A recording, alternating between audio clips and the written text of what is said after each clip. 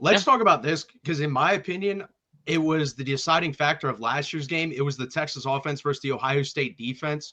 So what do you think about that matchup? And then where are the concerns, I guess, on your side of the ball for the Ohio State defense? And how do you think that matchup ends up going in this game? I'll go ahead and jump in first. So in particular to Texas's offense and Ohio State's defense, Ohio State lost a lot of starters from last year. I know both teams really did, but the defense is a little bit more concerning because Ohio State, like all their starters up front are gone. The entire defensive line is being replaced. So having Texas as the first game out of the chute, I wouldn't say is ideal for a team that lost all their starters. With that being said, obviously they've still got the best safety in college football in Caleb Downs. I know he caused some issues in the game last year. He's still gonna be roaming around and doing his thing. Sonny Styles is back. He had some big plays in that game. And honestly, me and Garrison were talking about this on our show here just before we jumped on. The secondary is still really good. They've only got 2 starters returning, but the guys behind them who are jumping in, specifically at corner, they've played a significant amount of football as well. So defensively, I'm not as worried about it, even though they've also got a new defensive coordinator. But Garrison's a Matt Patricia stan, so he's got better things to say about him. But what do you think, Garrison? Oh, I mean, in terms of Ohio State's, we're talking about Ohio State's defense, right? So yeah. I'm yes, there are a lot of guys that left, a lot of senior leading guys that left. But for me, I do believe that there are things that this Ohio State defense comes in with that last year's didn't have. Again, at every single level, except for D-line, I guess you say, but at linebacker, we bring back Sonny Styles. As corner, we bring back Davidson Igbinosun. At safety, we bring back Caleb Downs, who I believe to be the second best player in college football behind Jeremiah Smith. On top of that, I look at Jermaine Matthews. I've been a fan of his all the time, but a lot of Ohio State fans for the last 2 years have believed that Jermaine Matthews has been the best corner in that room. So it's really fun. I'm excited to see him play. In terms of the D-line, we got to see it. We got to see it. Now, in terms of when we talk about going against you guys, I did extensive research today on your offensive line. I do believe that there is an advantage that Ohio State's defensive line holds because it's in week 1. But I'm really interested to see what guys like Edric Houston. I'm really interested to see what guys like Caden Curry. Bo Agason is the only guy who's been a starter on the team. We were just talking about that on our show, and then transfer from North Carolina. Yeah. He literally looks like a carbon copy of Jack Sawyer. I not kid you. That's what he looks like in terms of like his looks.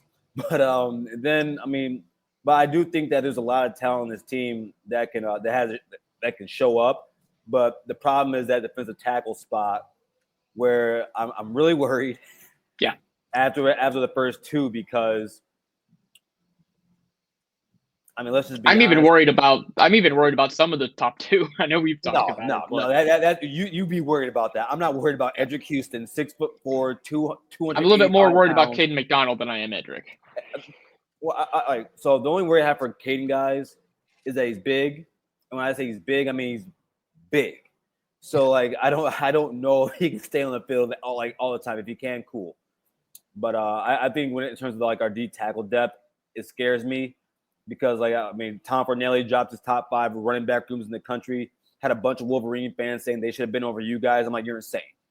Yeah. And so because I think you guys have 3 elite talented running backs. But yeah. Would have been nice to have Hero Canoe still on the roster. I know you guys went ahead and swiped him, but would have had to have him for some or it'd be nice to have my D-line coach, Alan Clark. But that's also true. He's recruiting his ass off right now, so I appreciate him. No, really? We're aware. So I want to stay on the defense for a second, if you don't mind. So Texas fans are intimately familiar with Jim Knowles. He was a pain in the ass when he was at Oklahoma State. And he came and did things to Texas, obviously, in the playoffs. Switching to Patricia, there were some jokes about, Garrison being a Patricia fan. It's what shifts or changes are we expecting from that Ohio State defense, kind of changing the system and changing philosophies? Or are we? I would say so. Matt Patricia does run multiple, but he does run base out of 3-4, and like for those watching who don't know, the 3-4 defense, the priority of the 3-4 defense is to blitz from different angles. Just 3 down linemen, 4 linebackers, come from the outside, come from the inside. Things that I know, the Wolverines run that, right? So the USC runs that now with their DC. So Yeah. I think that changes. I think that Jim Knowles, he likes to play contained with his defensive linemen, especially the edge rushers. I think a lot of Penn State fans don't know that yet, and they're about to find out real quick. But but I think that when you guys have guys like Caden Curry and Kenyatta Jackson, who I haven't mentioned yet, those are guys that can get going and move.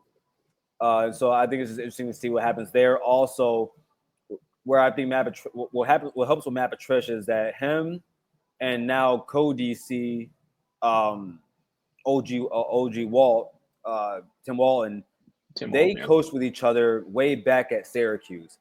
And Coach Walton, about a month or two ago, in an interview, talked about how they still use the same language. Matt Patricia's expertise is in the front 7. Walt's is in the backside.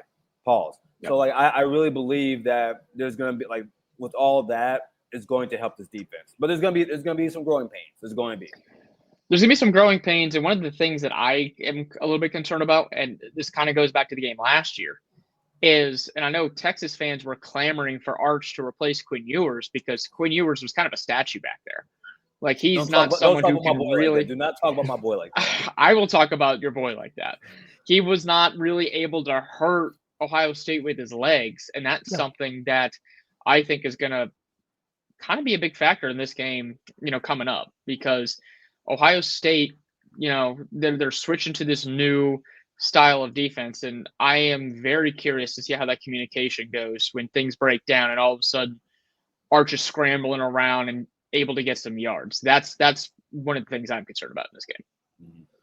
Yeah, I think we've talked about that. We don't expect Sark to go crazy with him running 10, 15 times a game, but it's those off-script plays, obviously, that are going to cause the issue for defenses now. Where you're 100% right. Quinn Ewers cannot do that. I still disagree with Gerald and I both disagree. Most Texas fans were asking for Arch because he didn't understand the playbook at all. He didn't understand 100% of the playbook like Quinn did, in and out. You could tell when he came into the game, they had to dumb down some things. So I don't expect that this year. I mean, 3 years in the system, I think he knows it pretty well by now. But that's the thing, Garrison, you pointed it out too. Tom Fornelli with that top 5 running backs thing. Gerald and I would 100% disagree with that. We have gigantic question marks there because of CJ Baxter's injury. He's coming back from an LCL, PCL. That's going to be a long recovery. I don't think he's going to be 100% by the time this game rolls around. When did he injure? When did he get hurt? He got hurt about midway through summer last year, Gerald? Yeah. I think it was June, July. Yeah. Okay. Hopefully his girlfriend's Mia Scott on the softball team who played all year with one good knee. So hopefully she gave him some tips. Is really what we're hoping for. No, I think for your running backs, I understand that with CJ Baxter. That's understandable. For me, it's not even just about Baxter. I believe in the first 2. I saw it firsthand. Those are Wisner is one of the best receiving running backs out of the backfield I've ever seen. The fact that it just kept happening and happening and happening to the point where the game was tied in the playoff when we played you guys. I was like, my goodness, right? So I don't know. I think your guys' running back situation is fine, even if Baxter doesn't play. And I think if Baxter does play, you're talking about one of the best 3D. And if he's healthy and healthy enough, right? Even at 80 to 90%, I would say that's probably the best, depth-wise running back room in the nation from 1 to 3. That I don't disagree with. Depth-wise, we're good, but there's question marks with all of them. Baxter, it's his health. Wisner, I like, but I did a video on this in the middle of last year. I got heat from Texas fans. There's literally a guy that continuously says, I need you to be kicked off the channel because I'm an idiot. I got another comment this week from that, but I was right in the end because I said Trey Wisner is not good enough to lead a team to a national championship as the number 1 running back, and he's not. If you look at the past 10 to 12 teams that have done it, he would be probably the worst running. And again, I love the guy. He's a really good football player, but he's not a number 1 running back on a national championship team. Gibson, fumbling issues, and then Christian Clark, he's coming off an ACL or an Achilles injury as well. So 2 of your top 4 running backs are coming back from injury. So I that's a weakness for me right now. I don't know if you feel that way, Gerald. I know we've talked about it a little bit. I wouldn't call it a weakness, but it's definitely a question mark. I mean, you and I have talked about, if CJ Baxter is healthy, like he is going to be one of the top running backs in the country. Like I'm fine with that. Trey Wisner, I have gone on record. Trey Wisner deserves to never buy a beer in the city of Austin ever again. 3-star kid, came in almost like he was almost recruited over, and then came in, made his name on special teams, and was RB1 on a college football playoff teams. Like that kid deserves every free beer and free meal he gets. But I think there are deficiencies in his game. I think you see it with Texas's short yardage issues last year is one that really like brings kind of my flags up, is that, he doesn't have the skill set and size of a CJ Baxter. Jared Gibson, they couldn't trust that Rhino to hold on to the ball, so you can't put him in there in short yardage situation. So I'm not worried about it, but it's definitely one of those things that I'm like, I wish I felt better going into it. Let's put it this way. We're not running a toss sweep with CJ Baxter on 2nd and goal versus Ohio State. Toward Caleb Downs, don't forget that. Toward Caleb Downs, don't you forget that.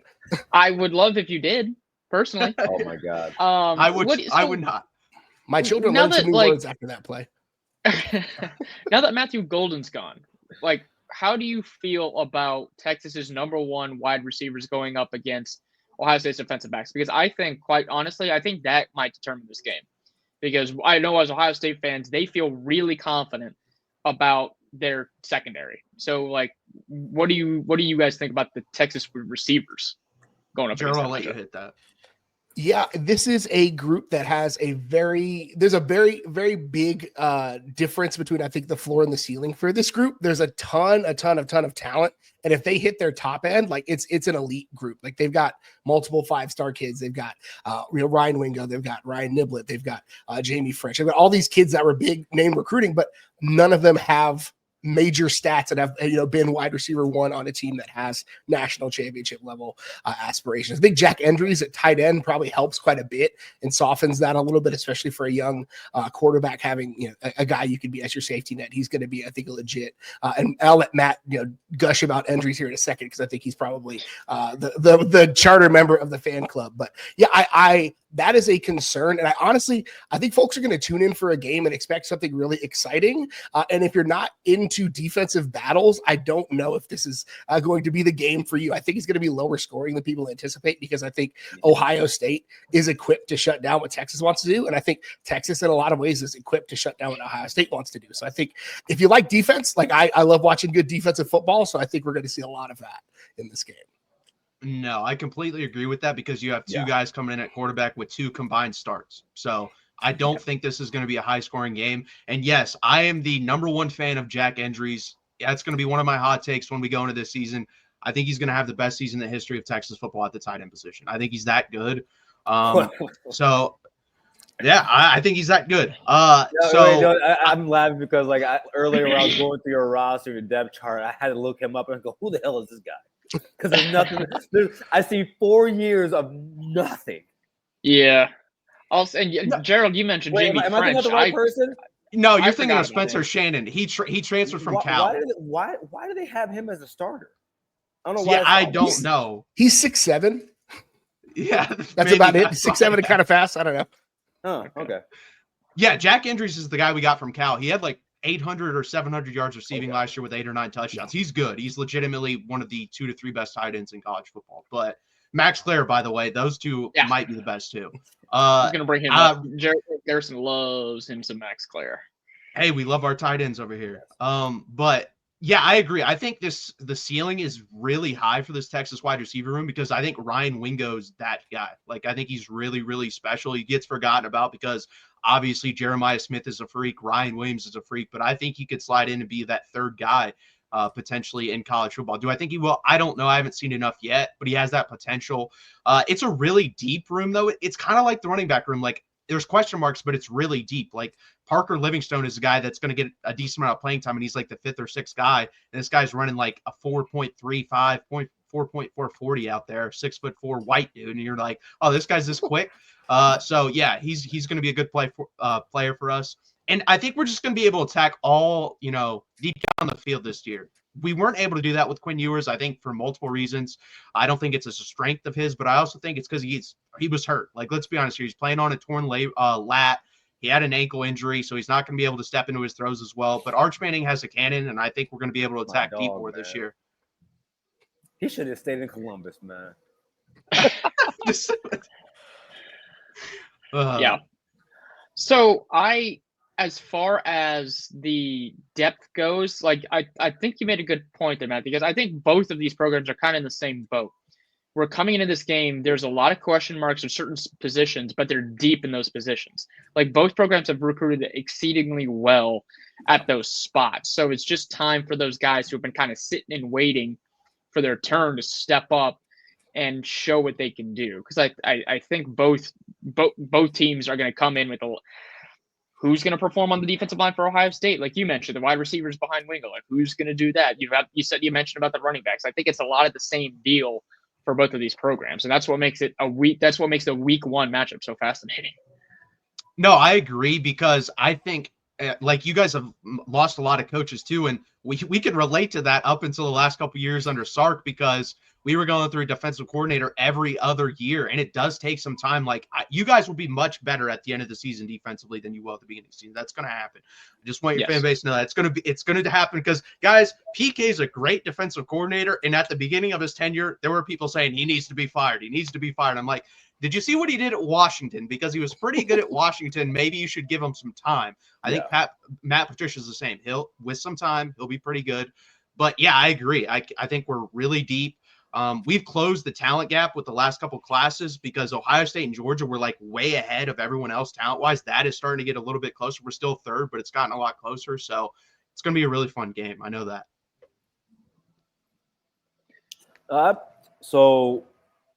Well, I want to bring this up because you talked about Wingo, and there was a play in the playoff game against you guys when Caleb Downs tripped him up when he's going up the left sideline. I watched, I think it was a reverse play or something like that. It was a reverse or a screen, right? And I saw that, it was a screen. And I said, if Caleb Downs didn't do that, he was housing that. He was housing it was that. A touchdown.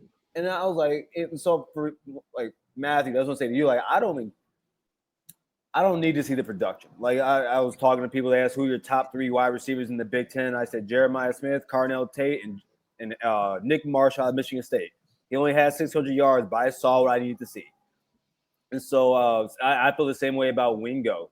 Now, this is where Garrison becomes Garrison, and you just got to deal with it. You talked about the depth at your wide receiver room.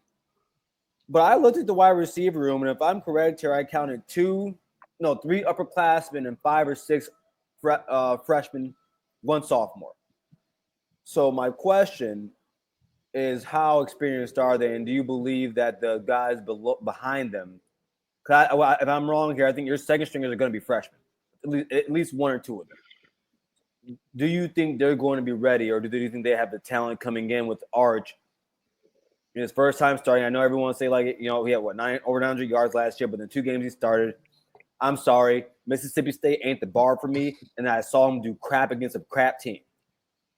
I still believe in Arch. I still think he's, even though I saw make him wobbly for a second, but well, and traveling the shoe is a different animal than playing, some of those other teams he was playing. So my question is, what do you expect? Not from the start. I think it's Moore is one of the wide receivers, correct? Yeah, he's really good. Yeah, DeAndre Moore. Yeah, DeAndre Moore. Out of the starters, what do you expect for the guys behind those 3? Jared, I'll let you hit that. Yeah, I mean, we didn't have a spring game, so I couldn't tell you what the depth chart looks like as of right now. I forgot about that. Yeah, right? I forgot about that too. Yeah, but I think from a like you said, from a talent standpoint, I mean, they've got kids that are freshmen that are coming in that are 6'2", running sub 11 on the track. So like they've got guys that have the talent, right? They've got guys that had all you.